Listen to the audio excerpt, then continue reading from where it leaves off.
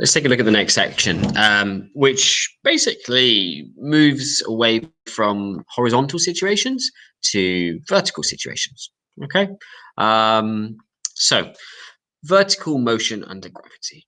Gravity is going to be our acceleration. Okay, and the number that we use for this, so we say our acceleration is gravity, and it's 9.8 meters per second squared. Occasionally, they'll give you 10, and or they say like, please use 10 in the question, but it's normally 9.8. Okay, not 9.81, just 9.8 with maths. Okay, this is a constant. In other words, it's a constant acceleration. And gravity, it sounds obvious, but it always acts down.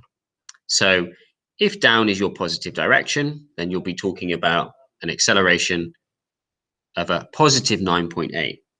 But as you will see later, we will often define the other direction as positive. And so you'll often see 9.8 with a negative sign. So we'll often say minus 9.8. It depends on the question, you'll see in a moment. But gravity, so anything about throwing things up or down or falling or anything like this, gravity is going to be used. It's 9.8, and that's for acceleration. So a book falls off the top shelf of a bookcase. So just try and picture it. Well, it's just going down, isn't it?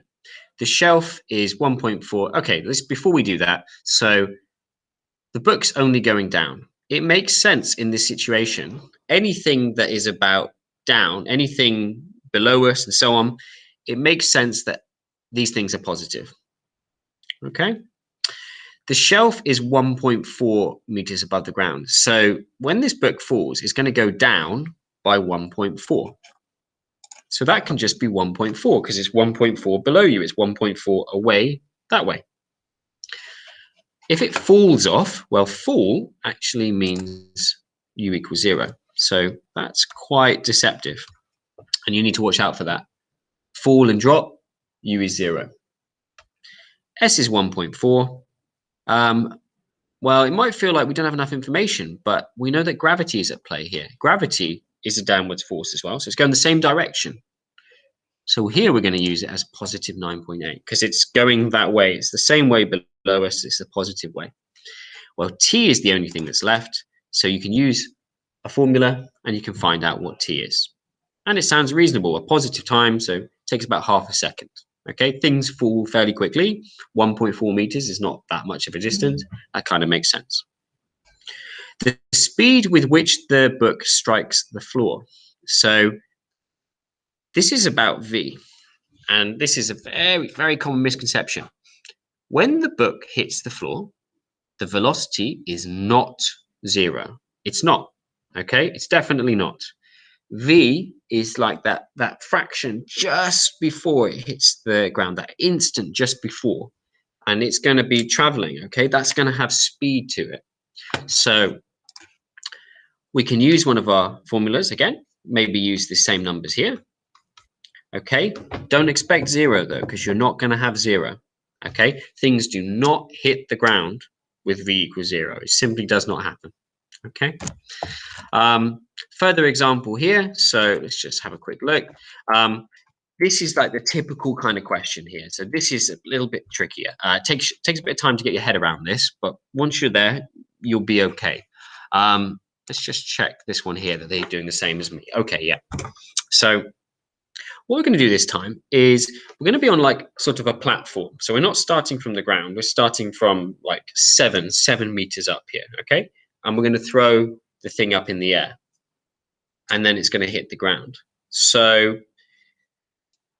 it's not u equals 0 anymore. Somebody's going to be throwing this up or projecting this up. And it says a ball is projected vertically upwards, okay, from a point which is 7 meters above the ground. Okay, I can see that on the diagram, that's fine, with speed 21. So often, and I like to answer the questions this way, if we're throwing something up, we're going to make up our positive direction. So anything going up or above us or anything like that, okay, is going to be positive. So u is positive, it's positive 21. Why? Well, because it's going with the positive direction.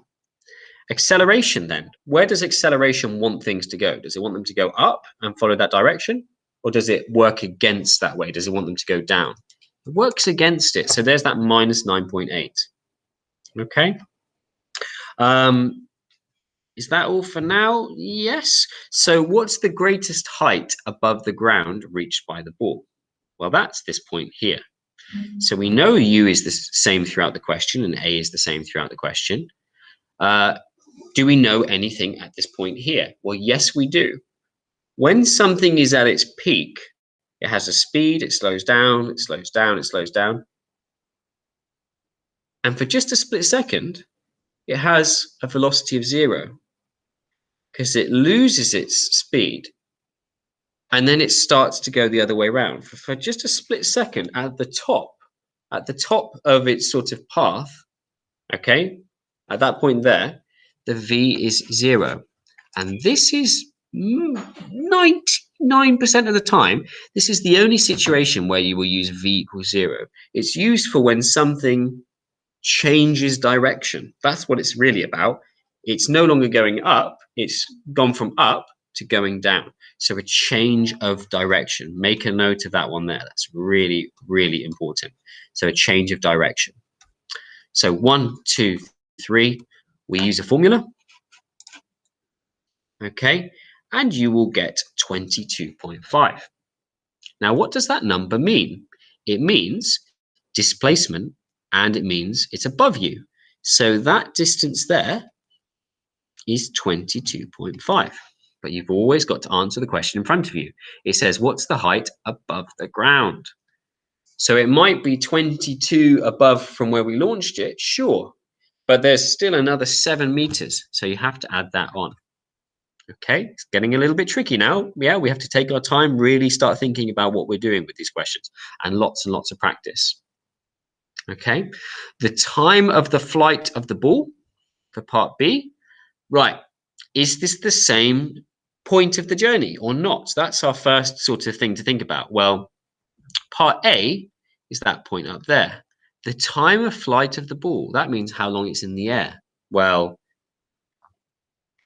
we're talking now about until the end of the journey, aren't we? So things are going to be different. It's not going to be 22.5, is it? Clearly. In fact, it looks like it's going to be, I don't want to give the game away, it looks like it's going to be something different. It also looks like the time will be different.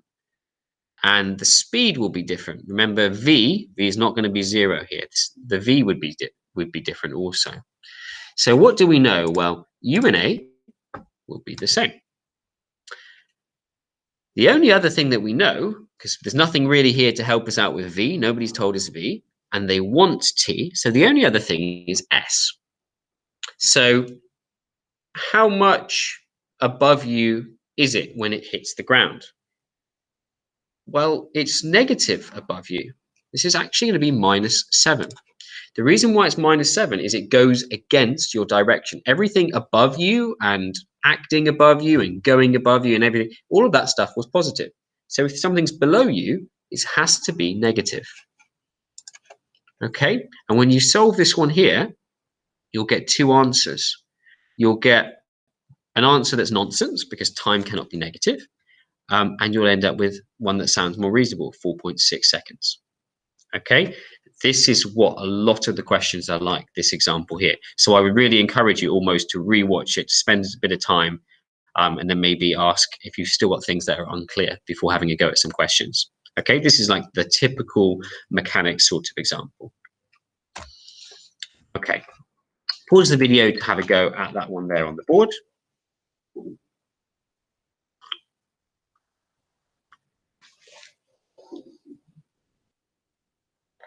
Okay, and the answers are displayed. Okay, 3 meters above the ground. Speed, so your U should be 16. Your A will be acting against that direction because that's the positive direction. So this will be -9.8. The time of flight, well, that's all the way from the start to 3 meters below you. Okay, and those are the numbers that will give you those answers there. Okay, lots of practice at the questions, please.